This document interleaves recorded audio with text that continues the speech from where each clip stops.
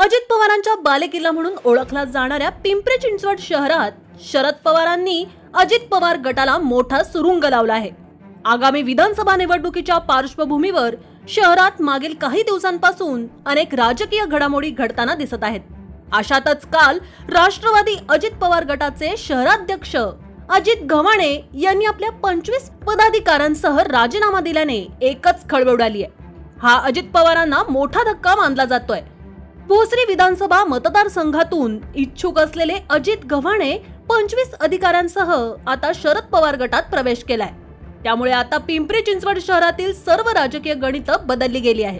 राज्यात सध्या बदल झाल्यानंतर संपूर्ण महाराष्ट्रातील राजकीय समीकरण बदलतील। अशात महायुती तसेच महाविकास आघाडीत प्रत्येक 3 पक्ष सामील झाल्याने इच्छुक उमेदवारांची चांगलीच गोची झाली। लोकसभा निवडणुकीनंतर महायुतीला पाहिजे तसं यश मिळालं नाही। त्या बदल्यात महाविकास आघाडीनं मोठ्या जागा पदरात पाडून घेतल्या। अशातच आता काही महिन्यानंतर विधानसभेची निवडणूक होऊ घातली आहे। यासाठी एकाच मतदारसंघात प्रमुख पक्षाचे तब्बल 6 उमेदवार तयार झालेत। यामुळे मागील कित्येक वर्ष पक्षांचं निष्ठेनं काम करणाऱ्या कार्यकर्त्यांना डावलण्याची भीती वाटू लागली आहे। त्यामुळे काही उमेदवार आता वेगळा निर्णय घेण्याच्या तयारीत आहेत। अशातच काल पिंपरी चिंचवडमध्ये अनेक घडामोडी घडल्या।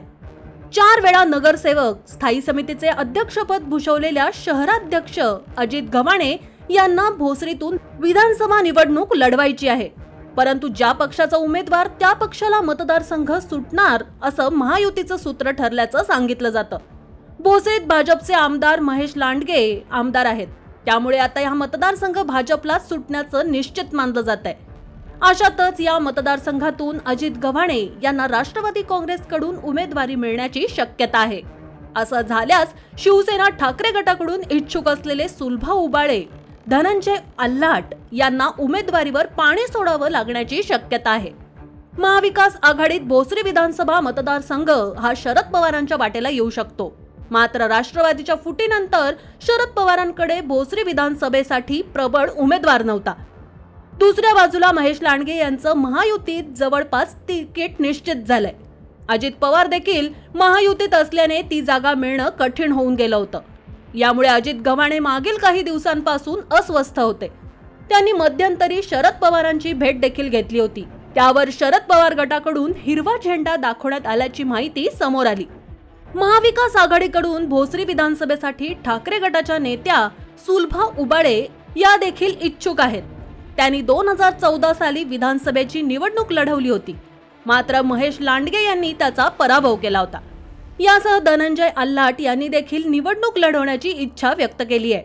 अशातच आता अजित गव्हाणे यांना शरद पवार गटाकडून उमेदवारी मिळाली तर या दोघांनाही उमेदवारीवर पाणी सोडावं लागणार आहे। मात्र अजित गव्हाणे यांचा सामना 2 वेळा आमदार राहिलेल्या महेश लांडगे यांच्याशी होणार आहे। मागील काही वर्षांपासून महेश लांडगे यांनी देखील मतदारसंघात चांगलाच प्रभाव पाडला आहे। त्यामुळे आगामी विधानसभा निवडणुकीत ही लढत किती लक्षवेधी ठरणार हे पाहणं महत्त्वाचं ठरणार आहे। तुम्हाला या व्हिडिओबाबत काय वाटतं ते कमेंट करून नक्कीच सांगा आणि अशाच व्हिडिओसाठी आपल्या पॉलिटिकल महाराष्ट्र पेजला लाईक करा, फॉलो करा। धन्यवाद।